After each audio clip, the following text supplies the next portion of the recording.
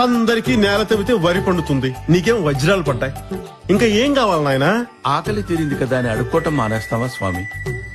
నాకు 3 కోరికలున్నాయి. ఏమిటో అవి? నేను పెళ్లికొచ్చాను.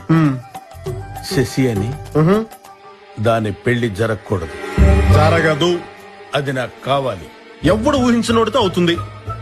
నీకు సరేనా నాయనా? నాతో జరుగుతుందని నేను కూడా ఊహించను కాబట్టి అది నాదే. ఇంకా నా మైండ్స్, నా డైమండ్స్, నా కరెన్సీ, నా యారగెన్స్ ఎప్పుడూ నాతోనే ఉండాలి. నువ్వు దేనితో మొదలయ్యావో అది నీతోనే ఉంటుంది. బద్దం బాబు, బద్దం. స్వామి, నువ్వు అనుకున్నవన్నీ సాధించాలంటే ఆ చెట్టు నీ ఇంట్లో ఉండాలి నాయనా.